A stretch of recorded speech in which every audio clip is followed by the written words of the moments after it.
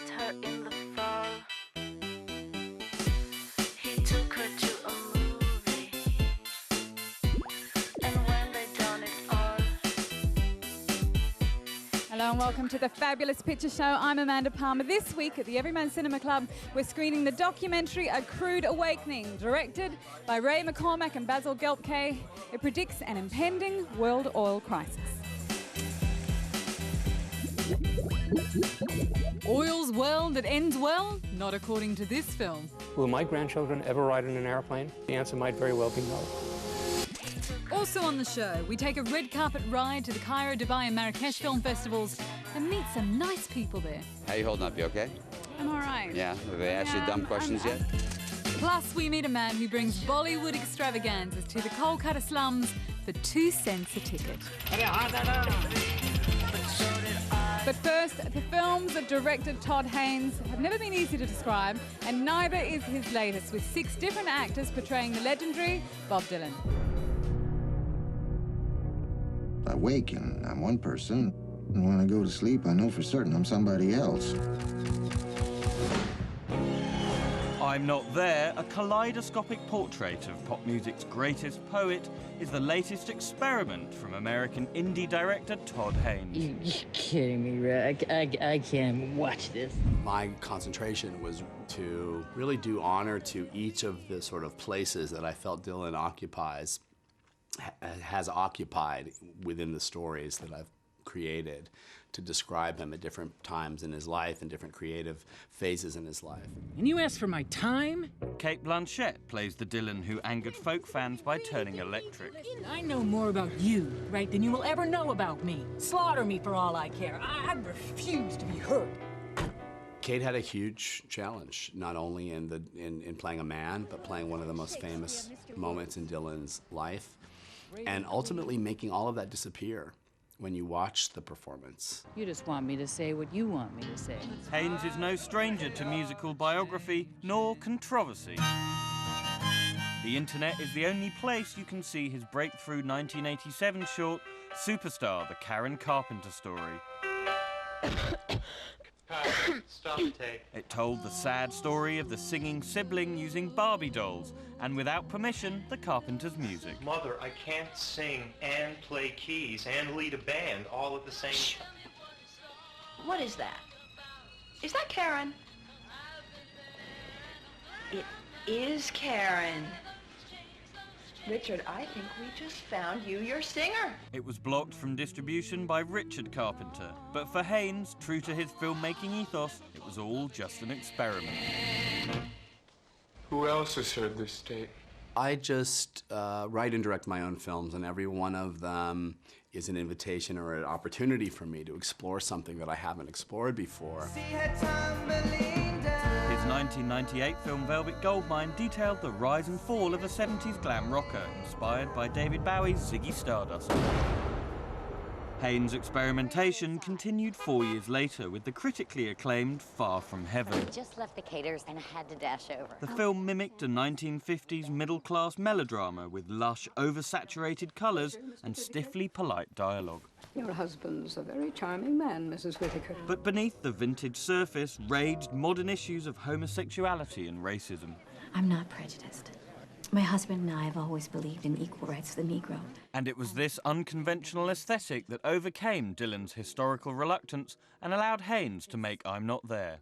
I had very low expectations. This was Dylan, after all. Which is pretty much why chicks can never be poets. What? And basically it came from the concept. I mean, it's the kind of concept that either you're into it or you're not. Bob said, all right, let's give them the rights. And that was it. And we got life and the music rights from Dylan for the first time for a dramatic film. Once upon a time you dressed so fine, threw the bumps of dime in your prime. Then It's not about me anymore, it's all about him. How does it feel? The film is like a dream. You kind of have to go with it and not resist it and not worry if you don't get everything. It's all right. To be on your own. Film festivals tend to cluster in seasons, and right now we're in the Middle East Film Festival season. Here are some of the highlights, but I must warn you, George Clooney is among them. The singer stars from Egypt. Mahmoud Yassin, and Shahira Yassin. The superstar Sharon Stone. Live from Dubai, the superstar George Clooney. For many, it was superstar George Clooney who was the main attraction. You know, I've spent time here before, but never at the film festival. How much Clooney can you have at one festival? He seems to be doing everything in one day like some sort of bionic man. Well, I think it's a huge coup for Dubai to get a star of the kind of stature of George Clooney. And this is the man who is not only, you know, a celebrity, but is also kind of socially conscious, particularly in terms of Darfur. It's in the Middle East. It's an issue which is relevant to Arab and Muslim and Middle Eastern audiences. Clooney opened the festival with his film Michael Clayton, which most critics like. But in his hour-long press conference, we journalists focused on other matters. Nowadays, in the United States, the war is about 75% unpopular. It is unusual for a promotional jaunt to have only 3 questions about the film being promoted. Are you calling Bush a terrorist? Is that what you're saying?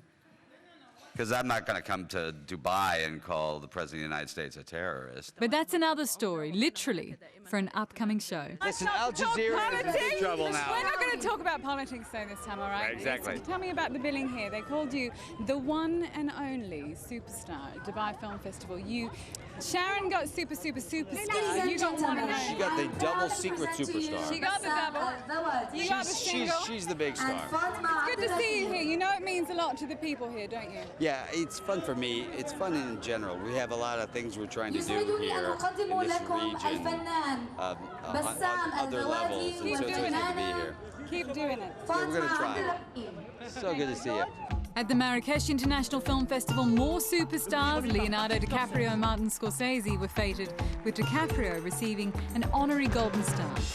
Marrakesh has got a reputation of attracting a lot of big stars. I mean, even this year, Scorsese, Leonardo DiCaprio. DiCaprio and Scorsese were there. DiCaprio had spent the last 2 months in Morocco filming Body of Lies, the Ridley Scott movie with Russell Crowe. Marrakesh also paid tribute to Egypt's centenary of filmmaking, something the Cairo Film Festival ignored. Why did Marrakesh have a tribute to 100 years of Egyptian cinema and Cairo didn't? They didn't see this as a centenary of Egyptian filmmaking because when I spoke to the vice president of the festival, she was like, oh, it's not the centenary. The first film they're talking about is a short film. We don't count this as a film. So they want to be contrary and say, no, they'll celebrate it on their own time. Cairo, in its 31st year, is the oldest Arab film festival. It's the only one to boast a homegrown international superstar. And it's the only one based amongst a successful film industry, even if tough economic times have meant fewer Egyptian films being made. The quality is improving in our cinema. Because of less films, I think better quality. It's not a bad thing not to make too many films. But Cairo still holds its ancient magic, and a few Hollywood stars were overcome by the power of the pyramids. I thought if I have any religion at all, I'm going to call it Sphinx from here on in.